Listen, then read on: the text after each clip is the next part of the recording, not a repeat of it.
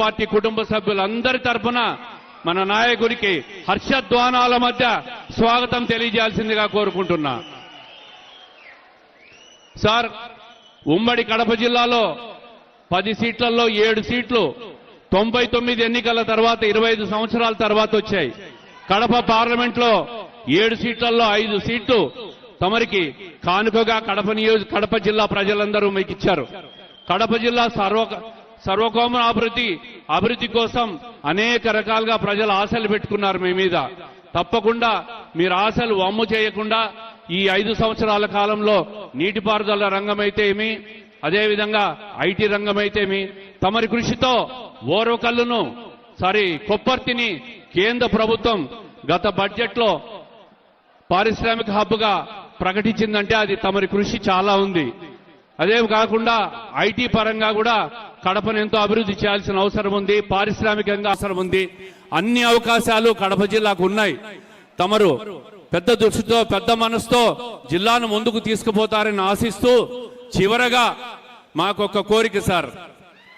43 సంవత్సరాల్లో తెలుగుదేశం పార్టీ ఆవిర్భవించిన తర్వాత 3వ తరం నేత మన పార్టీలోకి వచ్చారు, నారా లోకేష్ గారు. మరి పార్టీకి భవిష్యత్తులో యువతకు ఒక భరోసా ఇవ్వాలన్నా, పార్టీకి భరోసా ఇవ్వాలన్నా నారా లోకేష్ గారిని డిప్యూటీ సీఎంగా ప్రమోట్ చేయాలని చెప్పి మేమందరం కూడా కోరుకుంటున్నాం సార్. దీనివల్ల పార్టీకి బ్రహ్మాండమైన భవిష్యత్తు ఉంటుంది. అన్ని రకాలుగా యువతను ప్రోత్సహించే విధంగా ఆయన ఈరోజు ఐటీ రంగానికి కానీ పారిశ్రామిక రంగానికి కానీ అనేక సంస్థలు రాష్ట్రానికి తీసుకొచ్చే దాంట్లో కానీ ఆయన చేస్తున్న కృషిని ప్రజలందరూ గమనిస్తున్నాం. ఆయనను మరింత ఎలివేట్ చేసి పార్టీకి ఉజ్వల భవిష్యత్తు ఇచ్చే విధంగా తమరు చేస్తారని ఆశిస్తూ తప్పుగా మాట్లాడింటే మన్నించవలసిందిగా కోరుకుంటూ తమరు ప్రసంగించవలసిందిగా కోరుకుంటున్నాం సార్. ధన్యవాదాలు.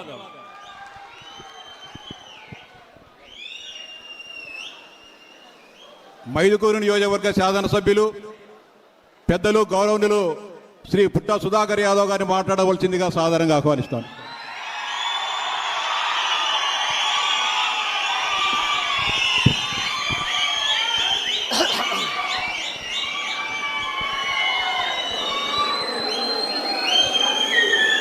ఈరోజు మన మైదుకూరులో ఎప్పుడు విని కని మంచి రోజు ఈరోజు. ఇటువంటి అవకాశం కడప జిల్లాలో మన మైదుకూరులో దక్కింది.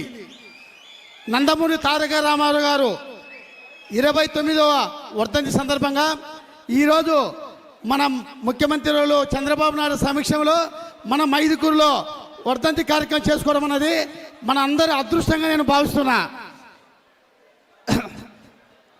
నందమూరి తారక రామారావు గారు పెట్టినటువంటి పార్టీలో మనమందరం ఎంతో క్రమశిక్షణగా ఈరోజు ఉండము.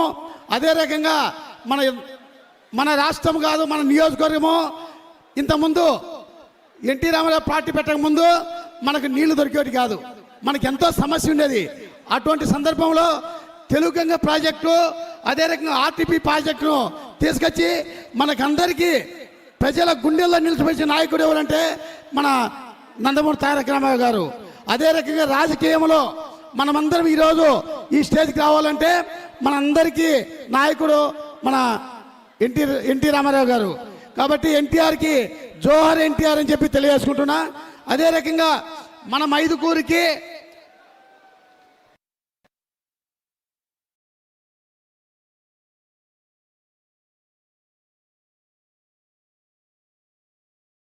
చంద్రబాబు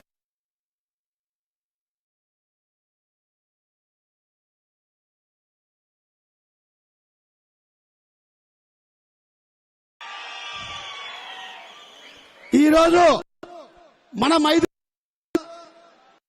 స్వచ్ఛ ఆంధ్ర స్వచ్ఛ మైదుకూర్ ఈ ప్రోగ్రాము ఫస్ట్ ఇనాగ్రేషన్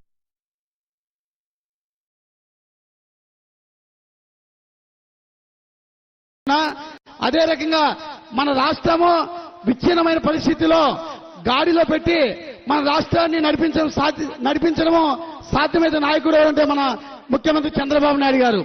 మన ముఖ్యమంత్రి చంద్రబాబు నాయుడు గారిని ఎన్నో ఆశలతో మనమందరము ఈ రోజు కడప జిల్లాలో 7 సీట్లకు 5 ఎమ్మెల్యేలు గెలిపించారు.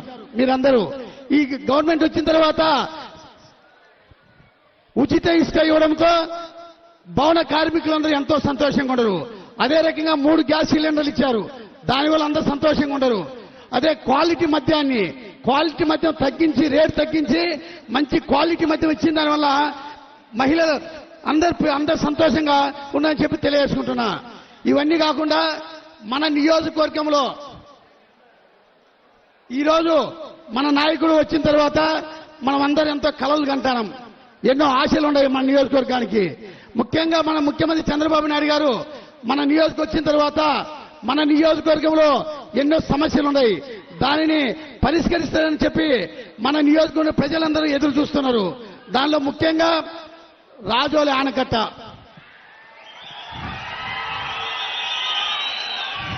రాజోలి ఆనకట్టను 2009లో రాజశేఖర రెడ్డి శంకుస్థాపన చేసి వదిలేసిండు, గాలికి వదిలేసిండు. అదే రకంగా జగన్మోహన్ రెడ్డి వచ్చిన తర్వాత ఆనకట్ట పేరు చెప్పి కుందు నది ఎడల్పు చేసి టెండర్ పిలవడం జరిగింది, కానీ వర్క్ మాత్రం జరగలే. దానివల్ల ఎంతో కాంట్రాక్టులు లాభం పొందినది, కానీ వర్క్ మాత్రం జరగలే. మేము కోరేది ఒకటే, మన కుందు నది పైన సుమారు 106 టీమ్స్ ఈ సంవత్సరమే కింద సోమశిలకు సముద్రానికి పోవడం జరిగింది. మనకు అవసరం ఉండేది ఓన్లీ 3 టీఎంసీ నీళ్లు అవసరమైతే మనకు ఒకసారి ఇరిగేట్ అంతా 92,000 ఎకరాలు ఇరగారు పండుతుంది. ఆ 92,000 ఎకరాలు ఇరగారు పండుతాయినా మన వాళ్ళందరికీ ఒక ఎకరాకు ఖర్చులని పోయినా కూడా ఆదాయం 30,000 రూపాయలు ఒక ఎకరాకు లెక్కేసినా కూడా ఒక్క సంవత్సరం లోపలనే 270 కోట్ల రూపాయలు రైతులకు ఆదాయం వస్తుంది. ఇది ఎప్పుడు తక్కువ ఖర్చుతో ఎక్కువ ఆదాయం రైతులకు వచ్చే స్కీమ్ ఏదంటే రాజోలి ఆనకట్ట. కాబట్టి మా సార్ను కోరేది ఒకటే, ఈ రోజు ఎదురు చూస్తున్న ప్రజలందరూ ఈ రోజు సభాముఖంగా సార్ కొంచెం హామీ ఇవ్వాల్సిందిగా నేను సార్ గారిని మనస్ఫూర్తిగా కోరుకుంటున్నా. అదే రకంగా మైదుకూరులో 100 పడకల ఆసుపత్రి ఉంది, శాంక్షన్ అయింది. స్టాఫ్ లేక దాని టెండర్ పిలవడం లేదు. సార్ నేను కోరేది ఒకటే, టెండర్ పిలవండి, వర్క్ స్టార్ట్ చేయించిన తర్వాత మళ్ళీ స్టాఫ్ని ఇస్తే మాకు 100 పడకల ఆసుపత్రి శాంక్షన్ అయితే అని చెప్పి నేను మీకు. అదే రకంగా మైదుకూరులో కొత్తగా వచ్చినటువంటి మున్సిపాలిటీది, దీనికి డ్రైనేజ్ లేదు, చాలా కష్టంగా ఉంది. రోడ్లు చాలా సమస్య ఉన్నాయి. మినిమం డ్రైనేజీకి ఒక 50 కోట్లు, రోడ్లకు ఒక 50 కోట్లుగా ఇవ్వాల్సిందిగా అనౌన్స్మెంట్ చేయవలసిందిగా మిమ్మల్ని మేము కోరుకుంటున్నాం సార్. అదే రకంగా ఉర్దూ కాలేజ్ ఉంది. ఉర్దూ కాలేజీ మన హయాంలో 2014 నుంచి 2019 శాంక్షన్ చేశాం, అయినా కూడా దానికి బడి స్కూల్ లేదు సార్. స్కూల్ శాంక్షన్ అయింది కానీ దానికి బిల్డింగ్ లేదు.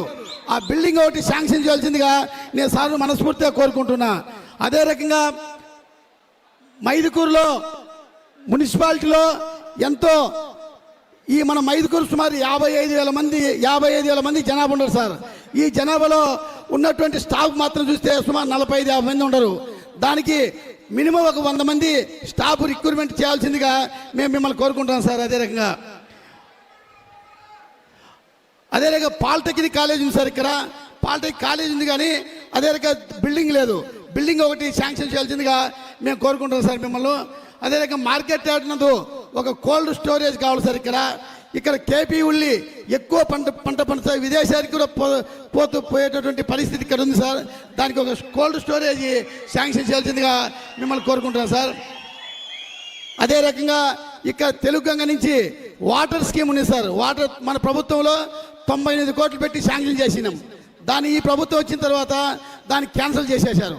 దాన్ని మళ్ళీ రిపేర్ చేసి మన ప్రజలకందరికీ వాటర్ స్కీమ్ ఇవ్వాల్సిందిగా కోరుకుంటున్నాను సార్. అదే రకంగా ఒక మార్కెట్ మనకు మైదుకూరులో ఒక రైతు బజార్ ఒక బిల్డింగ్ కావాలని చెప్పి మేము మిమ్మల్ని కోరుకుంటున్నాం సార్. అదే రకంగా మైదుకూరులో డిగ్రీ కళాశాల ఉంది, అయినా కూడా దానికి ఒక బిల్డింగ్ లేదు సార్. దానికి బిల్డింగ్ ఒకటి శాంక్షన్ చేయాల్సిందిగా మిమ్మల్ని కోరుకుంటున్నా. అదే రకంగా మన మైదుకూరులో చేనేత కార్మికులు సుమారు ఒక 18,000 మంది ఉంటారు సార్.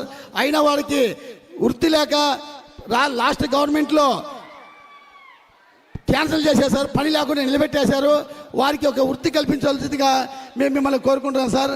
అదే రకంగా ఒక మినీ స్టేడియం కూడా మాకు మైదుకూరికి అవసరమని చెప్పి కోరుకుంటూ, ఈరోజు మన అందరి ఆశయాలు, మన అందరి కళ మైదుకూరు ఎప్పుడు తిరగరాసినటువంటి ఎప్పుడే కానీ ఇటువంటి అవకాశం మన మైదుకూరు కాడ మేమందరము సార్ను కోరేది ఒకటే, మరీ రాజోలు ఆనకట్టను సారు సభాముఖంగా అనౌన్స్మెంట్ చేయవలసిందిగా నేను మనస్ఫూర్తిగా కోరుకుంటూ మన మైదుకూరుని ఎంతో అభివృద్ధి అవుతుంది.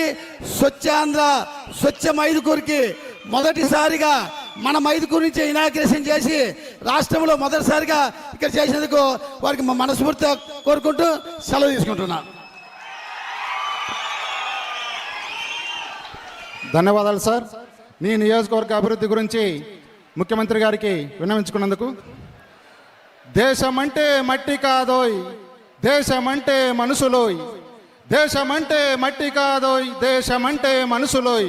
అట్టి మనుషుల మనసులు మమతానురాగాలతో నింపి ఆంధ్రులను మహోన్నతులుగా మార్చుతున్న మహానేత, తెలుగు ప్రజల అభివృద్ధి ప్రదాత, ఐటీకి ఆద్యుడు, తెలుగువారి కీర్తి పతాక అయిన మన తెలుగు దేశాధినేత, విక్టరీ సింబల్తో విశ్వమంతా అభిమానం పొందిన ఆంధ్రుల ఆరాధ్య నేత, రాళ్ల గుట్టల మాదాపూర్ ఐటీకి కేరాఫ్గా మార్చి కోట్ల మంది కుటుంబాలకు వెలుగులెత్తిన విజనరీ నేత, అడ్మినిస్ట్రేషన్లో అపర చాణిక్యుడు, స్వర్ణాంధ్ర స్వాప్నికుడు, చితికిపోయిన ఆంధ్రను స్వర్ణాంధ్రగా మార్చబోతున్న విశ్వమంతా ఏలగల విధాత, ప్రగతి పథాన ప్రభుత్వాన్ని నడిపే నిత్యాన్వేషి, ప్రపంచ నాయకులకు దిక్సూచిలా మారిన దేవర్షి, తెలుగు ప్రజల కీర్తి చరిత్ర విశ్వవ్యాపితం చేసిన ఉక్కు మనిషి, విలువలతో సహవాసం చేసే వినమ్ర రాజకీయ నేత, జనం మనం కలిస్తే ప్రభంజనమని నమ్మి జనం మధ్య పనిచేసే జననేత, కూటమి ప్రభుత్వాధినేత మన చంద్రబాబు నాయుడు గారు నేడు రాయలసీమ నడిగడ్డ మన మైదుకూరు అడ్డాకి విచ్చేసి ఎన్టీఆర్ గారి వర్ధంతితో పాటు స్వచ్ఛాంధ్ర కార్యక్రమానికి పూనుకున్నందుకు వందనం, పాదాభివందనం. మీ అందరి కరతాళ ధ్వనులతో సార్కు మరొకసారి ధన్యవాదాలు సార్. Thank you sir.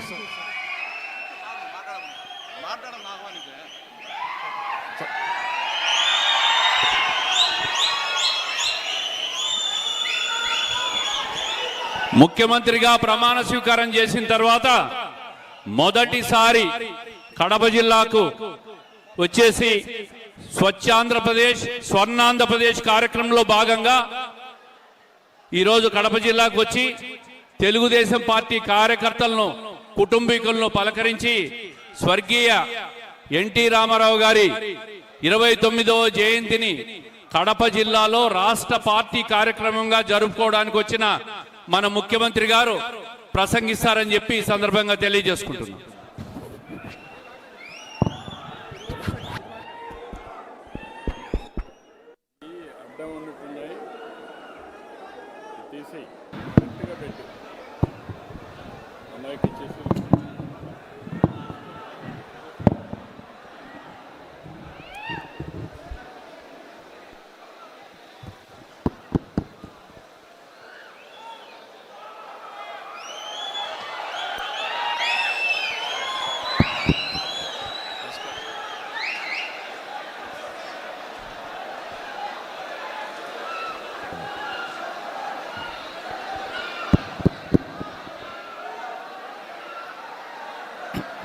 గౌరవనీయులు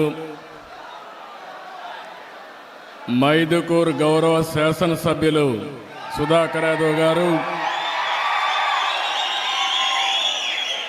జిల్లా తెలుగుదేశం పార్టీ అధ్యక్షులు శ్రీనివాసరెడ్డి గారు,